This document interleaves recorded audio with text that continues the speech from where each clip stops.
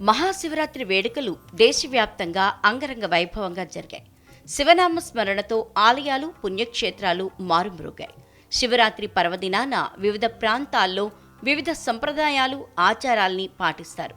ఎవరు ఏం చేసినా భక్తితో ఆ పరమేశ్వరుణ్ణి ఆరాధించేందుకే, మహాదేవుని ఆశీస్సులు పొందేందుకే రోజంతా ఉపవాస దీక్షను ఆచరించి సాయంత్రం ప్రత్యేక అభిషేకాల్ని నిర్వహించి స్వామి అమ్మవార్లకు వైభవంగా కళ్యాణం జరిపిస్తారు.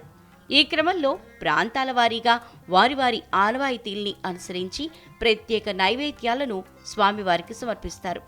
అలా తమిళనాడులో ఓ భక్తురాలు కాగుతున్న నూనెలో నుంచి చేత్తో అప్పాల్ని తీస్తూ స్వామివారికి నైవేద్యం తయారు చేసింది. ఇది అక్కడి ఆచారమట.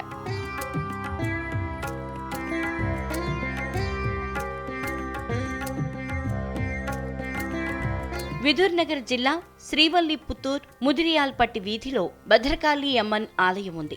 శివరాత్రి రోజున అర్ధరాత్రి ఆలయ ప్రాంగణంలో బియ్యం, తాటిబెల్లంతో తయారు చేసిన లడ్డూల వంటి అప్పాలను శివుడికి నైవేద్యంగా పెట్టడం ఇక్కడి ఆనవాయితీ.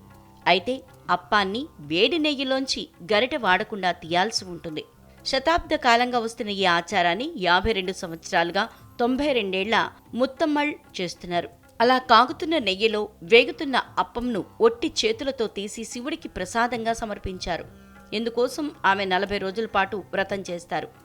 అప్పం చేశాక గుడికొచ్చిన భక్తులు ఆ నెయ్యిని తలకు రాసుకుని దాన్ని ప్రసాదంగా స్వీకరిస్తారు. ఆలయ ప్రాంగణంలో పొయ్యి ముందు కూర్చున్న ముత్తమ్మళ్ ఈ సాహసం చేస్తుంటే చుట్టూ చేరిన భక్తులు శివనామ స్మరణతో పరమేశ్వరుని ప్రార్థించారు.